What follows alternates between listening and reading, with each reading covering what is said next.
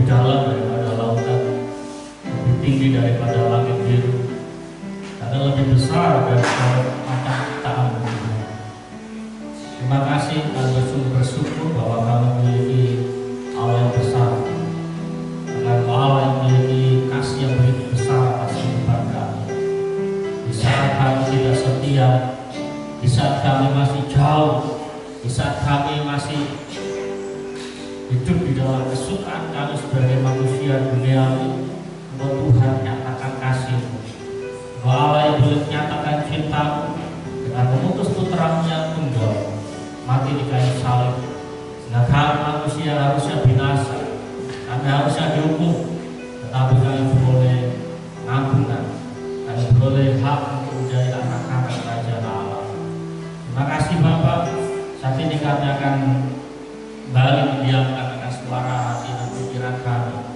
Kami mau merenungkan firman Allah, yang firman ini tertanam dalam kehidupan kami, sehingga kami boleh bertumbuh menjadi orang-orang yang kuat di dalam kekuatan kuasa firman Allah.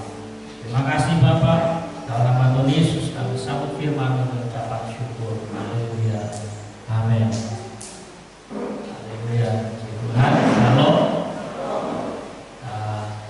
Syukur karena saat ini kita boleh kumpul, kita boleh memasuki bulan yang baru, bulan yang ketiga di tahun 2021. Tidak terasa hari-hari begitu cepat berjalan dalam kehidupan kita, dan kita tahu ada banyak hal-hal yang terjadi dalam kehidupan kita, baik suka maupun dalam duka itu boleh terjadi dalam kehidupan kita.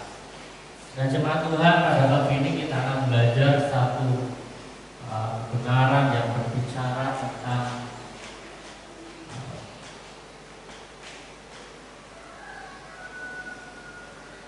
yaitu kita berbicara tentang masa sukar. Judulnya kok mengerikan gitu, masa sukar. Tetapi ini fakta bahwa kehidupan saya dan saudara tidak akan lepas dari namanya kesukaran atau penderitaan dalam kehidupan kita. Di dalam kitab Mazmur pasal 90 ayat yang ke-10, biasanya ini saya pakai untuk ayat ulang tahun. Tetapi pagi ini kita akan pakai ayat ini, ya kan ya? Berbicara tentang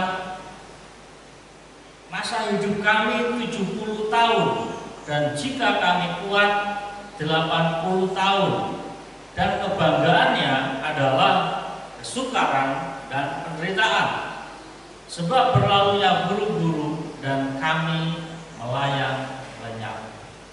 Dan jemaat Tuhan, saya yakin di antara kita belum ada yang mencapai angka 70. Masa hidup kami 70 tahun, dan jika kami kuat 80 tahun. Hampir boleh dikatakan 99%.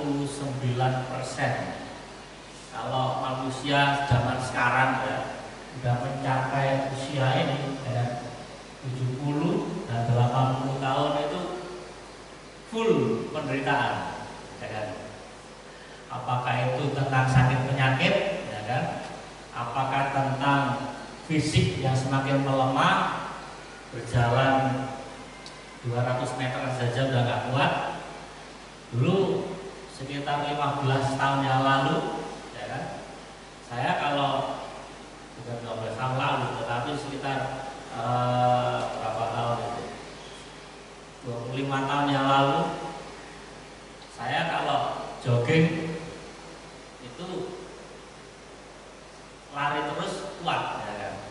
Lari terus itu kuat. Tak perlu berhenti berkilo-kilo, itu kuat saya. Tetapi pada waktu saya masih di Wirapraja itu kadang-kadang masih suka jogging, ya. Subuh-subuh itu lari itu dari Wirapraja kemudian ke Pramuka, itu sampai di Simpang 3 itu nggak sampai 1 kilo, berhenti 3 kali. Nah, kalau saya masih di Wirapraja itu kan berarti masih berapa tahun? Saya di TW itu sudah 12 tahun. ya sekitar anggaplah 11 tahun yang lalu. Itu saja saya kalau jogging 1 kilo itu berhenti sudah 3 kali. Nggak tahu kalau sekarang, mungkin sudah berkali-kali. Nah, apalagi kalau yang usia 70 sampai 80 tahun, dokter sarankan jangan jogging, jalan pagi aja. Menurut nasihat dokter, orang-orang yang sudah kepala 4 ke atas dilarang olahraga keras. Cukup jalan cepat, dilarang jogging atau lari cepat. Karena jantungnya udah gak mampu. Jangan maunya sehat olahraga pagi atau olahraga sore, malah tambah repot. Ini sudah dari ukuran, ini menjadi sebuah takaran dalam kehidupan manusia. Kita tidak membahas tentang umurnya, tetapi dikatakan dan kebanggaannya adalah kesukaran dan penderitaan. Bapak saudara sekalian, berbicara tentang kehidupan kita masing-masing, mungkin kalau kita catat akan kesukaran kita dari kita lahir sampai hari ini, mungkin Alkitab ini kalah tebal. Kita tulis dalam diari hari ini tanggal sekian saya mengalami ini, penyebabnya ini, semua itu mungkin Alkitab ini kalah tebal. Tetapi itulah fakta. Bapak saudara sekalian,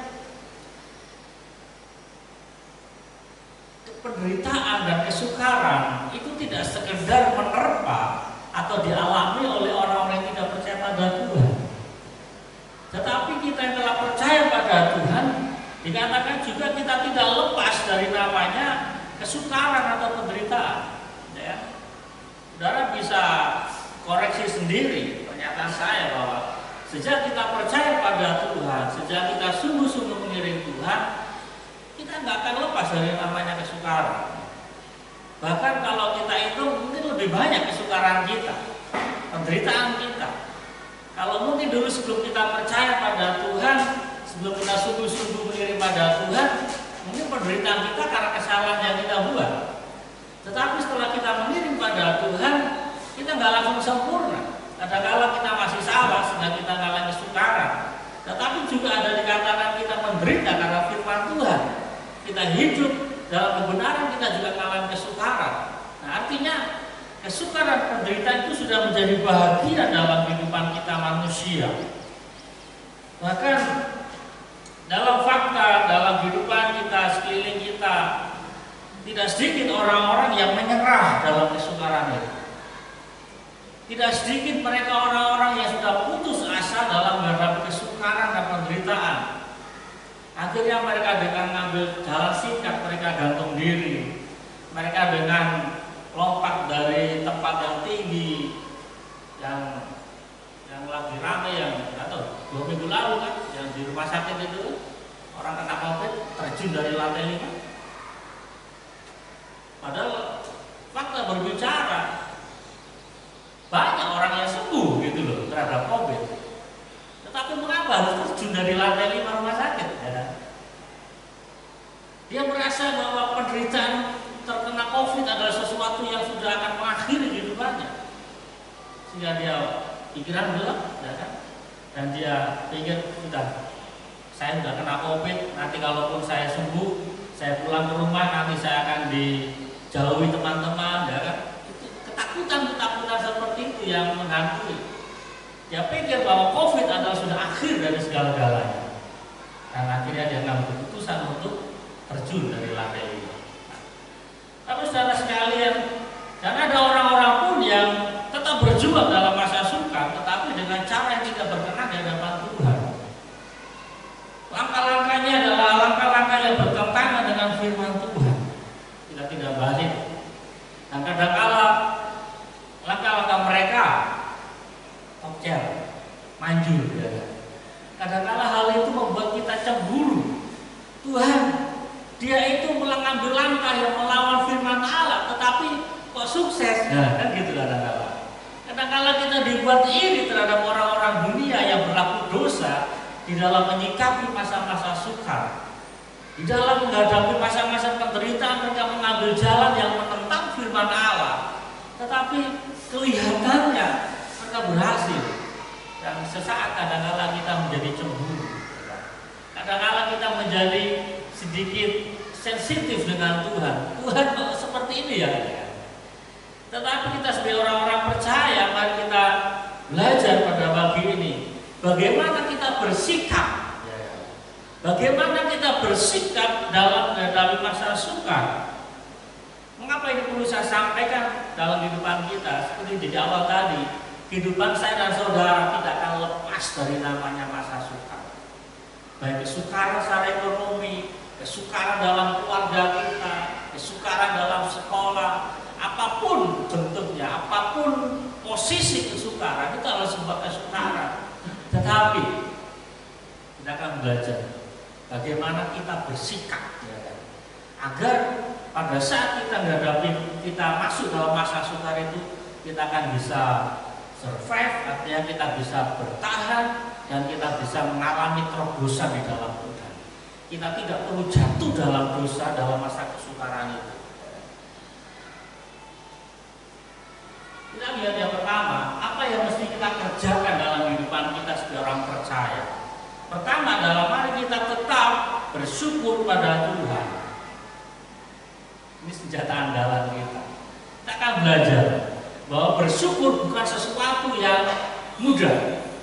Bersyukur bukan sesuatu yang sepele. Saya katakan bersyukur bukan sesuatu yang mudah dalam masa sukar. Saat kita diberkati, saat kita uang banyak, terlalu mudah untuk kita bersyukur. Tetapi pada saat kita mengalami masa sukar, ini bukan perkara yang mudah.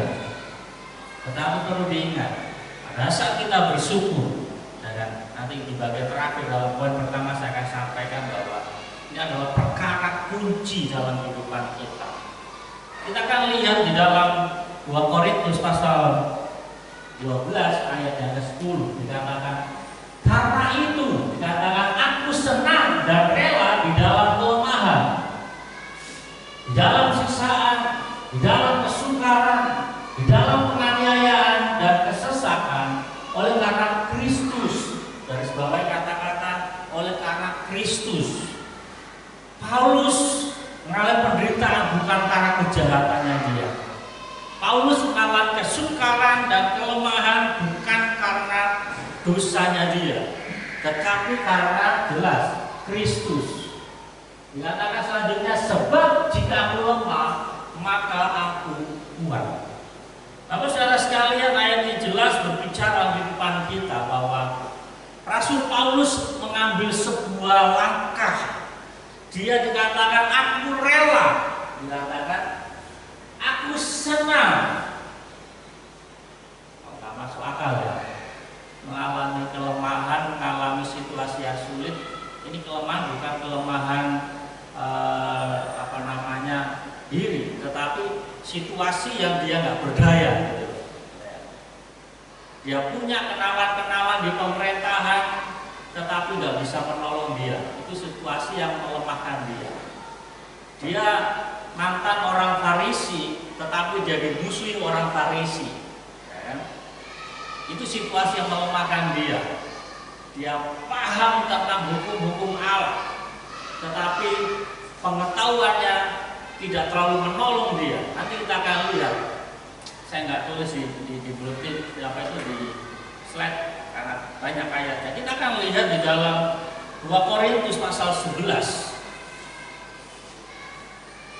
2 Korintus pasal 11 ayat yang 23 sampai dengan 28. Kita akan baca di situ hal-hal apa yang dialami oleh Rasul Paulus dalam pelayanannya. Dikatakan, apakah mereka pelayan Kristus? Aku berkata seperti orang gila. Aku lebih banyak berjeri lelah, lebih sering di dalam penjara, didera di luar batas, kerap kali dalam bahaya maut. 5 kali aku disesa orang Yahudi, setiap kali 40 kurang 1 pukulan. 3 kali aku didera, 1 kali aku dilempari dengan batu, 3 kali mengalami karang kapal, sehari semalam aku terkatung-katung di tengah laut. Dalam perjalananku aku sering diancam bahaya banjir dan bahaya penyamun. bahaya dari orang-orang Yahudi dan dari pihak orang-orang bukan Yahudi. Bahkan di kota, bahaya di kota, bahaya di padang gurun, bahaya di tengah laut, dan bahaya dari pihak saudara-saudara palsu. Aku banyak berjeri lelah dan bekerja berat. Kerap kali aku tidak tidur, aku lapar dan dahaga. Kerap kali aku berpuasa, kedinginan dan tanpa pakaian. Dan dengan tidak menyebut banyak hal lain lagi, urusanku sehari-hari, yaitu untuk memelihara semua jemaat-jemaat. Saudara sekalian, Rasul Paulus menuliskan serentetan daripada kesukaran dan penderitaannya. Kalau dia menuliskan tentang cara itu aku senang dan rela, ini nggak omong kosong. Ini bukan sekedar idenya dia, gitu loh. Ini bukan sekedar prinsipnya dia yang secara teori, tetapi dia sudah mengalaminya. Dia rela dalam kelemahan. Tadi sudah kita baca semua, dari bahaya di laut, bahaya di padang gurun, bahaya di kota, bahaya di udara. Kemana dia pergi? Tidak lepas dari namanya segala macam bahaya. Bahaya dari orang Yahudi, bahaya dari orang non-Yahudi. Dia masuk ke kumpulan orang Yahudi, ditentang. Dia masuk di kumpulan orang-orang non-Yahudi, dia juga dimusuhi. Dan yang lebih berat lagi dikatakan bahayanya saudara-saudara palsu. Itu lebih berat lagi. Pura-pura berteman tapi tusuk dari belakang. Itu yang lebih berat lagi. Tetapi dikatakan aku rela dan aku senang. Dia tetap naikkan syukur pada Tuhan. Dia nggak menggerutu pada Tuhan. Dia nggak protes sama Tuhan. Tuhan, aku kan sudah melayani Engkau. Tetapi mengapa semuanya ini masih terjadi? Dia nggak katakan seperti itu. Karena dia tahu pada saat dia bersyukur. Kalimat terakhir. Sebab jika aku lemah, maka aku kuat. Sampai saudara sekalian,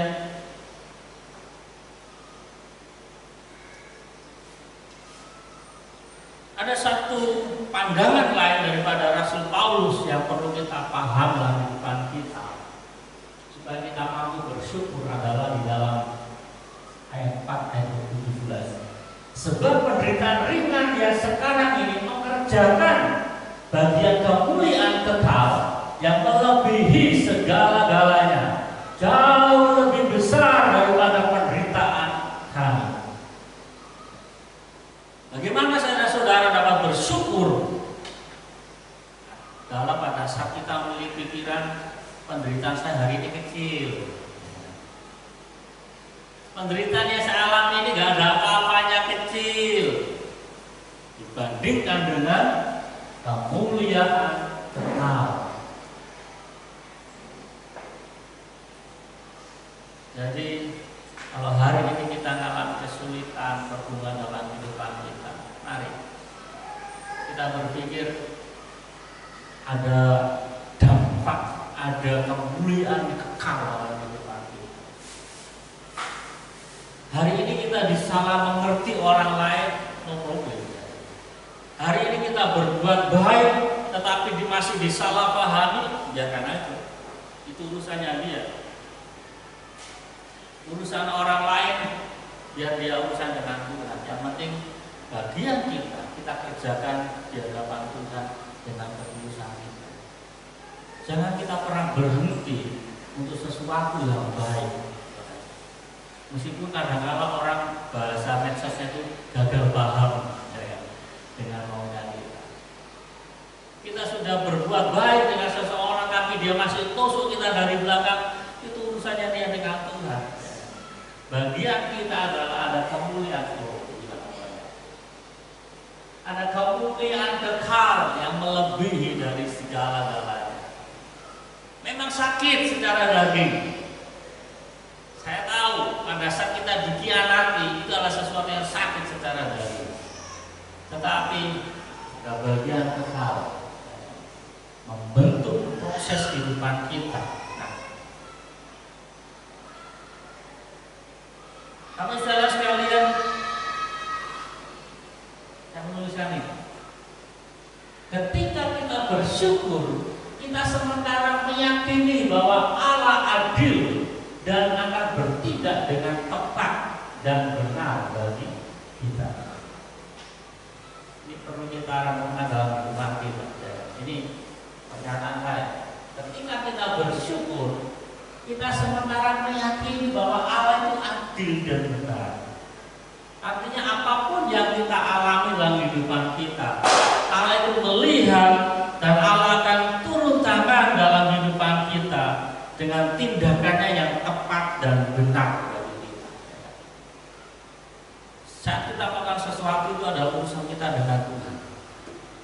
Jangan terlalu pusing kita dengan orang lain. Kalau kita terlalu pusing dengan orang lain, kita akan kehilangan berkat. Ini ada sedikit ilustrasi. Tadi pagi waktu saya kasih makan ayam, ya, satu kandang itu saya kasih sket dua. Saya kasih sket di tengah-tengahnya, jadi ada dua kelompok ayam, ayam yang lebih besar dan ayam yang lebih kecil. Nah, kemarin sore saya lepas semuanya, saya lepas dan ada ayam yang kecil ini dia lupa pintu masuknya. Akhirnya ayam yang kecil ini 3 ekor yang masuk di kelompok ayam yang besar. Bersyukur yang besar ini baik hati, nggak dipatok. Ya. Tetapi dampaknya apa? Karena saya juga susah untuk mengeluarkan yang kecil-kecil ini, maksud kita kan kadang-kadang menolong ayo keluar, tentu kan dia nggak ngerti bahasa kita. Ya. Kita mau keluarkan malah dia lari sana lari, sudah saya biarkan aja. Akhirnya saya tutup. Dan pagi tadi waktu saya kasih makan, ayam yang 3 ekor ini, dua-duanya sudah sama-sama saya kasih makan. Tetapi ayam yang 3 ekor ini, dia fokus kepada teman-temannya. Dia melihat makanan teman-temannya situ lagi asik makan, mereka ramai di situ. Yang 3 ekor ini padahal ada makanan di situ. Tetapi dia fokus kepada lihat teman-temannya sedang makan. Padahal di kandangnya itu ada makanan juga. Pelajarannya apa? Karena dia fokus pada yang lain, dia kayak nggak makan, dia lapar. Karena hanya dia memperhatikan orang makan. Dalam kehidupan kita juga kadang-kadang kalau kita terlalu sibuk mengurusi orang lain, kita akan kelaparan. Kita nggak akan menikmati apa yang Tuhan berikan dalam kehidupan kita. Tadi Bapak Saudara sekalian, dengan kita bersyukur, kita akan fokus pada Tuhan dan kita akan terus konsisten melakukan apa yang baik di hadapan Tuhan. Nah, perkara yang kedua, apa yang kita lakukan di masa sukar adalah tetap menabur.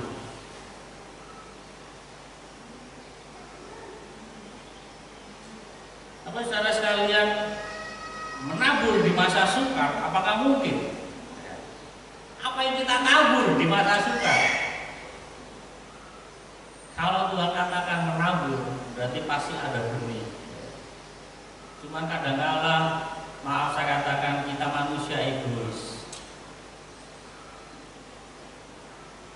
Akhirnya kita nggak menabur. Kita akan lihat sebuah cerita tentang janda Sarfat.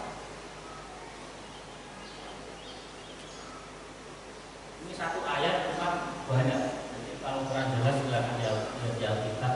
Satu Raja-Raja pasal 17 ayat 12. Dikatakan perempuan itu menjawab, demi Tuhan Allahmu yang hidup, sesungguhnya tidak ada roti padaku sedikit pun. Nah, katanya nggak ada sedikit pun, tetapi ada kata kecuali. Ya kan? Itulah ada kita manusia. Aku nggak punya apa-apa, ya kan? Kecuali, ya kan? Berarti kan masih ada, gitu loh. Masih ada sebenarnya. Kecuali segenggam tepung dalam tempayan dan sedikit minyak dan guling dalam guling. Dan sekarang aku sedang mengumpulkan 2-3 potong kayu api. Kemudian aku mau pulang dan mengolahnya bagiku dan bagi anakku. Dan setelah kami memakannya, maka kami akan mati. Yang latar latar belakang kisah ini adalah bagaimana Nabi Elia, dia sebagai seorang nabi Tuhan, dia katakan sejak hari ini tidak akan turun hujan dan embun selama 3 tahun. Hal itu disampaikan karena menyikapi daripada Raja Ahab yang menyembah berhala. Jadi sejak hari itu kemarau panjang. Saudara pikir kalau Nabi bernubuat, emangnya Nabi nggak akan mengalami padang biru juga? Nabi Elia yang bernubuat tidak turun hujan selama 3 tahun, dia juga kena dampak, gitu loh. Karena dia tinggal di Yehuda, ya. Yehuda dan Israel mengalami kemarau panjang selama 3 tahun, itu bukan sesuatu yang gampang. Ya. Kita kemarau 6 bulan saja udah asap di mana-mana, ya. Apalagi ini 3 tahun. Dan Tuhan ngomong sama Nabi Elia, kamu pergi ke daerah Sarfat. Nanti kamu akan berjumpa dengan seorang janda dan kamu akan dipelihara. Berpikir, ini saya berimajinasi, wah ini berarti ini janda ini seorang yang kaya, dia stok makanannya banyak gitu loh. Tetapi ini yang menjadi fakta. Pada saat Nabi Elia sudah sampai di Sarfat, dijumpailah seorang janda. Saya berpikir, kok Elia tahu ini seorang janda? Kita tahu bahwa dalam tradisi orang-orang Yahudi atau Israel, masing-masing orang ini punya pakaian khusus. Jadi pakaian yang mereka pakai itu berbicara tentang statusnya dia. Kalau seorang janda itu pakaiannya seperti apa, ya, jadi mudah diketahui. Dan pada saat Nabi Elia ini sudah sampai di Sarfat, dia tahu ini seorang janda. Ya, pasti ini yang Tuhan mau. Nah, kalau kita baca kisah ini, ada sebuah dialog yang sangat penting dalam kehidupan kita. Pada saat berkumpul, pada saat terjadi dialog ini yang terjadi, aku nggak punya apa-apa, kecuali sedikit minyak, segenggam tepung. Tidak tahu seberapa besarnya sih genggaman manusia. Segenggam tepung. Habis itu kami pulang, kami olah, makan dan mati.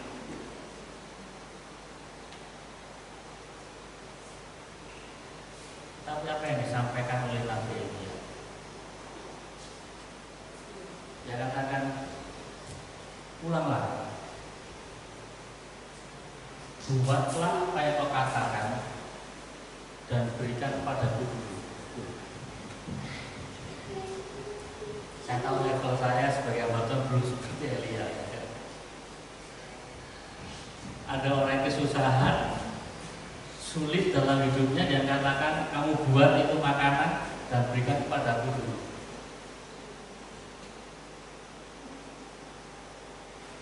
Tetapi apa yang dilakukan oleh janda Sarfat, dia kerjakan apa yang seperti dikatakan hamba-hamba. Dia pulang ke rumah dan dia buat itu adonan yang hanya segenggam tepung dan dia kasih kepada hamba-hamba. Apa yang terjadi dalam kisah-kisah berikutnya? Bagaimana Tuhan pelihara, bagaimana Tuhan pelihara akan janda Sarfat ini, bahwa tepung yang diambil tidak pernah habis sampai turun musim hujan. Ditambah lagi ada sebuah mujizat yang terjadi ketika anak daripada janda ini mendadak mati. Nanti saudara bisa baca di rumah tentang kisah janda Sarfat ini, dan saudara akan mengetahui hati daripada seorang hamba Tuhan itu di sini juga. Kadang-kala seorang hamba Tuhan menyampaikan firman Tuhan itu juga ada sebuah pergumulan. Ada sebuah pergumulan yang disampaikan oleh Elia. Tuhan, apakah dengan maksud seperti ini Tuhan utus aku ke janda ini? Tetapi di dalam tidak pengertian seorang hamba Tuhan, dia tetap taat. Dan akhirnya apa terjadi? Sebuah mukjizat. Anak itu dibangkitkan kembali. Bapak saudara sekalian kasih nama Tuhan, hukum tabur tuai adalah sesuatu yang harus kita lakukan dalam kehidupan kita. Sebab hanya orang yang menabur dia akan menuai. Tindakan daripada janda ini memberikan sebuah keteladanan bagi kita orang-orang percaya apa yang harus kita lakukan di masa-masa sulit. Karena hanya orang yang egois, ya kan, dia yang akan mati. Si janda ini punya alasan yang sangat kuat untuk dia tidak berbagi gitu loh. Dia punya alasan yang sangat kuat untuk tidak memberi kepada Nabi Elia. Dia hanya punya segenggam tepung. Kalau kita makan segenggam tepung, kenyang enggak? Sangat kuat alasannya. Nggak perlu saya berbagi, nggak perlu saya menabur. Dalam kehidupan kita masing-masing, kita senantiasa mempunyai banyak alasan untuk kita tidak menabur. Nggak bisa saya menabur, Pak, kebutuhan kami masih banyak, ya kan? Hutang kami di bank masih banyak. Nggak mungkin kami bisa menabur. Nggak mungkin kami bisa kasih persembahan kepada rumah Tuhan. Nggak mungkin saya bisa menolong sesama saya. Tanggungan kami masih banyak. Anak saya kuliah, ya kan? Butuh uang banyak. Nggak mungkin saya bisa menabur. Alasan selalu banyak dalam kehidupan kita. Tetapi ingat, bila kita tidak menabur, kita tidak akan menabur.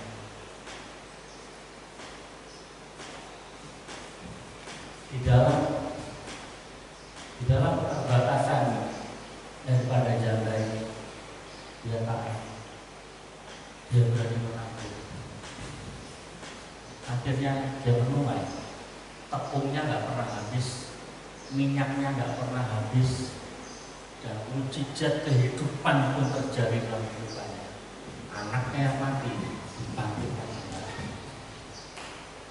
Mari saudara sekalian, masa sukar apa dalam kehidupan kita? Itu adalah kesempatan kita menabur. Menabur adalah sebuah kunci untuk kita akan menuai dalam kehidupan kita. Dengan kita menabur, kita akan mengalami sebuah kematian yang dibangkitkan. Saya nggak tahu apakah itu berbicara tentang mimpi yang sudah mati lama terpendam. Apakah kematian itu berbicara sebuah harapan kita yang kita pikir ini nggak mungkin lagi saya kerjakan, ini sudah mati. Tetapi kalau kita berani menabur di masa sukar, tidak ada yang mustahil. Tuhan akan bangkitkan mimpi saudara yang mati, harapan saudara yang mati. Tuhan akan mampu bangkitkan. Dengan satu syarat, jangan kita tidak menabur. Menabur bukan masalah jumlah. Kalau kita hitung daripada apa yang dilakukan janda Sarfat ini, dia punya segenggam tepung dan dia bagi. Artinya separuh genggaman, bukan satu karung tepung, bukan. Separuh genggaman, atau mungkin juga seperempat, karena dia harus bagi dengan anaknya. Dia bagi kepada Elia, dia bagi untuk anaknya sendiri dan untuk dirinya sendiri. Jadi satu genggam ini bukan jumlah yang banyak, tetapi tindakannya dia yang menabur mampu memberkati dia kembali, mampu membangkitkan kematian anaknya. Mari Bapak saudara sekalian, pelajaran yang harus kita pahami adalah sejauh mana kita mengerti akan kehendak Allah di masa sukar.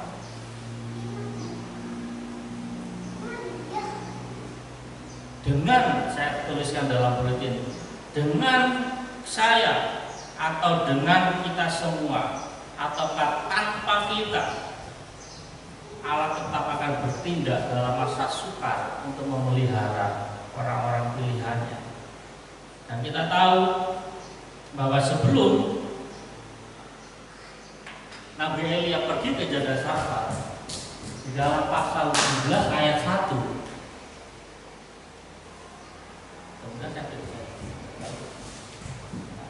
Raja-Raja pasal 17 ayat 3 sampai 6. Saya nggak tahu saya. Kita lihat di sini bagaimana Tuhan itu pelihara Nabi Elia gitu. Dengan apa? Burung gagak. Di dalam masa-masa yang sukar seperti itu, bagaimana Tuhan memelihara dan memberi makan pada nabinya dengan perantaraan burung gagak. Artinya apa? Tadi saya katakan, dengan saya atau dengan orang lain, kita terlibat atau tidak di dalam pekerjaan Tuhan, pekerjaan Allah akan tetap jalan. Kalau manusia nggak mau dipakai Tuhan di dalam karyanya, Tuhan pakai burung gagak. Ini Elia dikasih makan burung gagak. Pagi sore datang burung gagak bawa daging, pagi sore datang burung gagak bawa roti, dipelihara. Suatu saat Tuhan Yesus juga bicara kepada orang-orang yang mencela akan orang-orang yang bersorak-sorai. Guru, suruh diam orang-orang itu. Dan apa Yesus katakan? Kalau orang-orang ini diam untuk memuji Tuhan, maka batu-batu itu akan memuji Tuhan. Ayo Bapak saudara sekalian, keterlibatan kita sebagai manusia di dalam karya Allah sangat Allah rindukan. Tanpa saya dan saudara, ataukah kita terlibat di dalamnya, pekerjaan Allah akan tetap jalan. Tetapi adalah lebih berbahagia kalau saya dan saudara terlibat di dalam karya Allah. Taburan-taburan kita di masa sukar akan memberi dampak dalam kehidupan kita masing-masing. Yang ketiga yang perlu kita kerjakan di dalam masa-masa sukar adalah tetap percaya kepada Allah. Saya berikan contoh-contoh secara cepat di sini bagaimana orang-orang yang percaya pada Tuhan di masa-masa yang sukar. Kita akan lihat lebih dahulu dalam Keluaran pasal 14 ayat yang ke-14. Dikatakan Tuhan akan berperang untuk kamu dan kamu akan diam saja. Keluaran pasal 14 ayat 14 ini berbicara adalah pada saat bangsa Israel keluar dari tanah Mesir dan mereka dalam situasi yang terjepit. Mereka lihat di depan laut Teberau, kanan dan kiri padang gurun, di belakang tentara Mesir. Maka dengan iman Musa dia sebagai seorang pemimpin dia katakan Tuhan berperang untuk kamu dan kamu akan diam saja. Musa dia sebagai seorang hamba Allah, dia yakin akan pimpinan Tuhan dalam kehidupannya. Dia sangat yakin dan dia sempat juga adu argumentasi dengan Tuhan. Tuhan jangan suruh aku orang yang pintar bicara, suruh orang lain saja. Tetapi Tuhan katakan enggak, kamu yang akan bekerja, kamu yang akan memimpin umat Tuhan. Lalu tandanya apa? Buktinya apa? Kalau Tuhan menyuruh aku, nanti jangan-jangan umat Israel bertanya, buktinya apa kamu diutus Allah? Kami sudah diperbudak 400 tahun lamanya, kok tiba-tiba kamu muncul akan memimpin kami keluar? Itu sesuatu yang masuk akal, ya kan, dalam kehidupan kita. Hal yang sama juga dalam kehidupan kita, kadang-kala kita dibuat bimbang pada saat Tuhan akan menuntun saya dan saudara.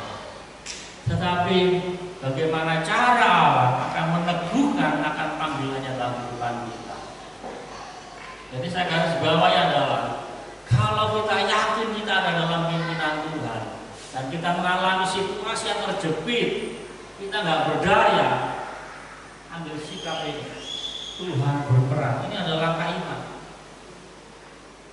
Ini langkah iman daripada Musa, dia sebagai seorang hamba Allah. Karena apa? Dia yakin akan pimpinan Tuhan. Kalau hari itu dia ada di tepi dan laut Teberau, laut Merah, dia yakin Tuhan yang membawa ke situ. Itu bukan karena kesalahannya dia. Hal ini sudah saya sampaikan pada kita. Kalau hari ini kita ada dalam masa-masa sulit, masa terjepit, tetapi kita yakin Tuhan yang bawa kita sampai di titik itu, yakin Tuhan akan ambil bagian dalam kehidupan kita. Jangan takut, jangan khawatir. Asal kita ada keyakinan bahwa Tuhan, saya ada di sini, saya dalam situasi terjepit hari ini karena Tuhan yang bawa saya. Tuhan yang mau saya di posisi ini. Jangan pernah takut. Meskipun orang lain menyerang saudara, orang lain akan mendiskreditkan saudara. Kalau saudara yakin saya ada di sini ini karena maunya Tuhan. Katakan Tuhan akan berperang dan kita akan diam saja. Langkah berbicara bagaimana Tuhan buka jalan. Tuhan buka sesuatu yang tidak mungkin dikerjakan manusia. Itu yang namanya mujizat. Contoh lain lagi. 1 Samuel pasal 30 ayat 6 yang sering saya sampaikan. Dan Daud sangat terjepit karena rakyat mengatakan tidak melempari dia dengan batu. Seluruh rakyat itu telah pedih hati, masing-masing karena anaknya, laki-laki dan perempuan. Tetapi Daud menguatkan kepercayaan pada Tuhan Allahnya. Sikap yang harus kita ambil saat juga seperti Daud. Dia mengalami situasi terjepit, tetapi yang dilakukan dia menguatkan kepercayaannya kepada Tuhan. Setelah dia menguatkan kepercayaan pada Tuhan, baru dia bisa memimpin umatnya kembali. Orang-orang yang sempat akan melempari dia dengan batu, karena dia kuat, maka dia akan bisa memimpin lagi. Hal yang sama juga saya katakan pada kita semua. Bagaimana kita bisa memimpin akan orang-orang di bawah kita? Bagaimana kita bisa memimpin orang-orang sekitar kita kalau kita sendiri aja bimbang? Kalau kita sendiri aja tawar kepada Tuhan? Maka yang pertama adalah kuatkan hati kita, kuatkan kepercayaan kita pada Tuhan. Maka kita akan bisa bergerak dalam langkah-langkah berikutnya. Contoh yang berikutnya adalah Yosafat. Yosafat menjadi takut. Ini orang-orang hebat. Ada yang dikatakan dia bisa takut. Yosafat juga manusia. Daud juga manusia. Sama saudara. Tetapi langkahnya apa? Lalu ia mengambil keputusan untuk mencari Tuhan. Artinya apa? Ketakutan jangan menguasai kehidupan kita. Kekhawatiran itu bisa datang dalam kehidupan kita, tetapi jangan kita dikuasainya. Ambil keputusan untuk mencari Tuhan yang menyerukan kepada seluruh Yehuda supaya berpuasa.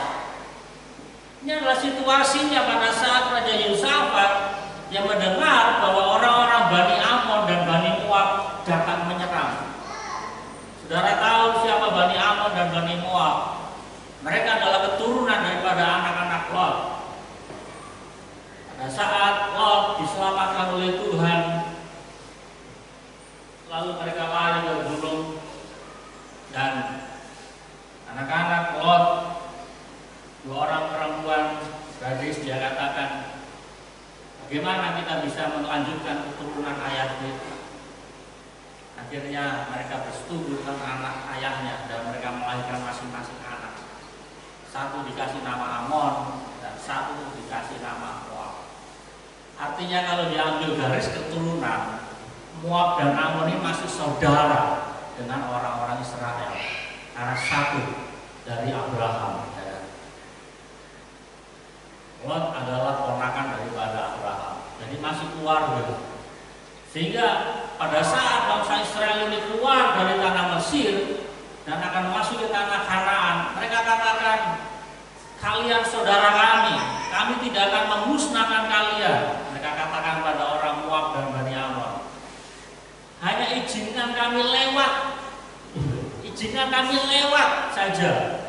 Kalau nanti ada di antara kami yang minum, kami akan bayar. Kalau kami menemukan sesuatu, kami akan bayar. Kami tidak akan mengusik kalian. Kami tidak akan memerangi kalian karena kita ini saudara. Tapi apa yang dilakukan oleh orang-orang Moab dan Bani Amon? Tidak boleh. Kalian tidak boleh masuk negeri kami. Meskipun dilarang seperti itu pun orang-orang Israel tidak marah. Mereka berjalan memutar, tidak memasuki. Tetapi pada saat mereka Israel sudah berada di Kanaan dan sampai dengan tubuhnya muncul raja-raja baru, dari Raja Saul, Raja Daud, Raja sampai itu banyak raja-raja yang muncul daripada kalangan Israel sampai dengan Raja Yosafat. Maka kok muncul pemikiran daripada orang-orang Moab dan Amon, kita perangi itu. Dan nanti saudara bisa baca apa yang menjadi doa Raja Yosafat. Itu kurang lebih dengan apa yang tadi saya sampaikan doanya. Jadi Raja Yosafat dia berdoa pada Tuhan, kami dulu tidak mau memerangi ini. Dia diingatkan semua ya. Padahal Yosafat itu kan gak hidup di zaman Yosua, ya kan? Tetapi ada sebuah tradisi dan pengajaran yang bagus bahwa cerita tentang Israel keluar dari tanah Mesir dengan perjuangannya itu wajib diceritakan kepada anak cucunya, gitu loh. Jadi semua orang Israel itu tahu riwayat itu, termasuk Yosafat. Dia tahu tentang sejarah itu. Yosafat dia tahu tentang bahwa bangsa Israel dulu tidak memerangi orang Moab, tetapi sekarang mengapa orang Moab dan Amon memerangi Israel? Itu menjadi sebuah kebingungan daripada Raja Yosafat.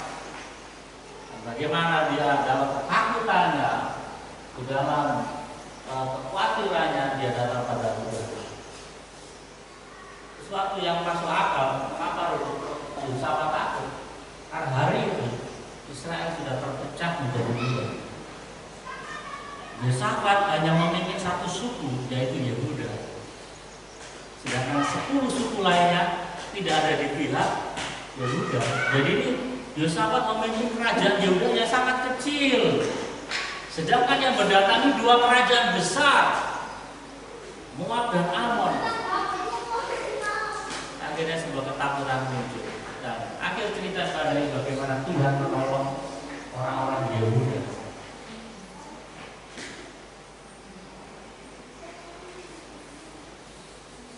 Mari jemaat Tuhan, ketiga hal ini saya sampaikan kepada kita, kiranya dapat menolong kita untuk kita dapat survive di dalam masa-masa sukar. Yang terakhir adalah tetap kita percaya pada Tuhan. Orang-orang hebat di masa-masa Alkitab, mereka juga mengalami masa-masa sukar, tetapi sikap hati mereka yang menolong mereka untuk mereka lepas daripada masa-masa sukar ini. Dari Aris dan jemaat Tuhan yang terkasih, dengan kita tetap percaya pada Tuhan dalam masa sukar, hal ini akan mendatangkan pertolongan dari Allah dengan caranya yang kreatif. Karena kita tahu bahwa Allah kita adalah kreator. Izinkan cara Tuhan yang variasi itu intervensi dalam kehidupan kita. Mari kita tidak panjang lebarkan firman Tuhan. Saya undang pemain musik. Saya meyakini Tuhan, kalau Engkau tidak pernah berubah, dan dahulu, sekarang dan sampai selama-lamanya. Kalau kami ada di posisi kami hari ini, karena kami tahu, karena Tuhan yang membawa kami. Kalau kami ada sampai hari ini, dan segala keberadaan itu kami tahu bahwa Tuhan yang menuntun kami. Sehingga kami tidak perlu takut, kami tidak perlu khawatir. Meskipun saat-saat sulit kami hadapi, kami yakin bahwa kalau laut terberau, Tuhan mampu membelah. Kami yakin bahwa Tuhan juga mampu membuka jalan atas kehidupan kami. Apa yang tidak pernah timbul di hati kami, apa yang tidak